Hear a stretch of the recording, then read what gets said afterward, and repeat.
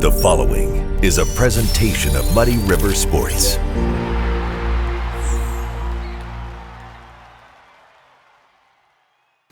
There's no cap on our potential at all. We got one goal, that's to go win the state championship.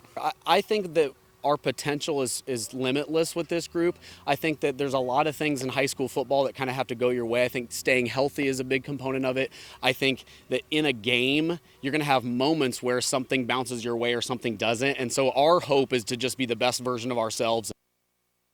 A wealth of on-field talent carries over from Rushville-Industry's 8-2 finish in 2024. But just as importantly in Brian Lafferty's mind, so too does blue chip caliber character. I would say going into this year, the going to be seniors are one of the best leadership classes that I've ever had. I think it's pretty clear that this group is connected. They really look to each other in games when it's difficult. They celebrate with each other. And anybody who knows these guys, if we look at like the Chase Bickermans, the Jackson Spencers, the Rylan Reimolds, even guys that maybe people don't know, the Jack Trimbles, Brody Brush, those guys are just connected and they care about the team. And as far as leadership goes, I pretty much couldn't ask for better. Don't take my word for that.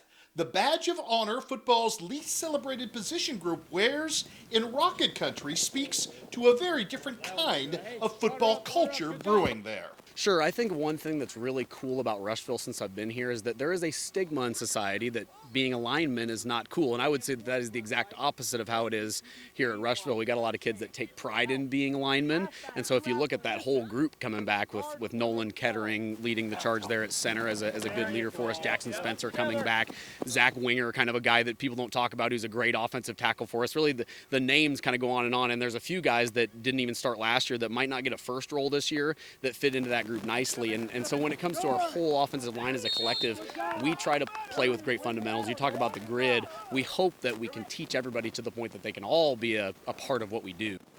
The times on the grid, they can be tough sometimes, but we all got the collective decision that it's something that needs to be done almost every day here at practice. And it's so good to be an offensive lineman because you kind of build that bond with other offensive linemen that you don't really get with the rest of the team. And you know just how to communicate, and yeah, communication is key with everybody. And that gifted front line will have a viable all-state candidate behind them in feature back Rylan Reimolds. I would say that he's one of the best football players I've had since my time here. And again, I always kind of jump back and forth because we're trying to build people too, as you know. Rylan's a great person. Someday he's going to do big things beyond Rocket football, but we are very lucky to have Rylan on both sides of the ball.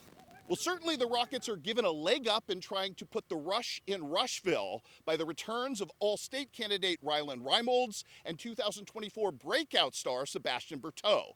That still leaves Brian Lafferty a challenge, however, in replacing two other positions within his offensive backfield and the 1,600 yards and 18 touchdowns worth of lost production at fullback and at the other wingback spot. Program-wise, we always kind of say we want to develop our kids, freshmen, JV, and we have multiple guys that we've seen do good things at lower levels. Like Bradley Hollingsworth is a great fullback. He just hasn't been needed to play fullback. Same thing with Landon Meyer behind him. And you mentioned Sebastian. We had seen Sebastian do great things at the lower levels. And I would also say something that could hopefully help that is returning a lot of experience up front should probably help in that category. I put full trust in them. They'll be just as good as Jordan was. We have Brad Hollingsworth, who's going to be the new one, the new fullback. He's not as big as Brady. He's not going to be as ramroddy, but he still knows how to hit. Moreover, there's also a wealth of weapons at tight end to employ. I actually think we have two really good tight ends, and Chase Bickerman is who you mentioned, but Brody Brush is a good player. He's a state pole vault athlete too, and both of those guys have good hands. And I will say going into this year, actually, don't laugh at me, probably the best I've felt about our ability to throw the ball as a group. It'd be way better if instead of having to run up the middle or run outside, where every team knows what we're going to do, maybe just bloop it over their heads one or two times a game. Make sure it's just solid work on the pass game and the run game. I feel like it can be a more balanced offense, but I don't think it has to be. I think we are really good at what we do right now, and no matter what, we're going to come and we're going to do our best every single game.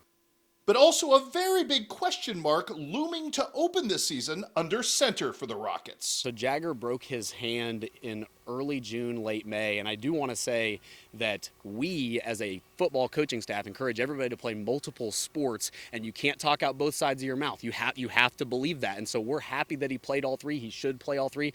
It just happens, man, and he got his cast off on, I believe, the 29th of July. Hasn't been cleared yet as far as doing all the football things, but we're pretty confident he'll be back closer to game week. But I'll also throw in that we talk about Jagger. His backup has done a really nice job. Brady McGinnis this summer, actually Jordy's little brother, who's done a really nice job for us this summer. And so we actually feel like we're pretty deep at the quarterback position, but we'll just kind of play it as is with the doctor, with Jagger. Ultimately, the Rockets' ability to keep opponents off the scoreboard will determine how long this season will last.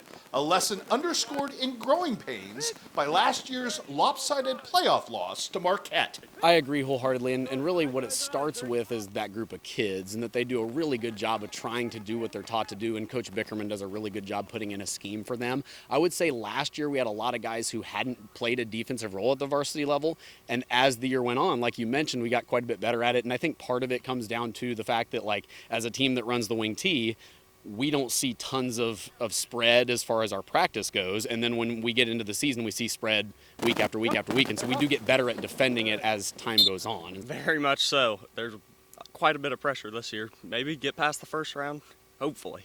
I think we'll just take that step every week and hopefully be a playoff level defense come playoff time. Muddy River Sports. Our home, our sports.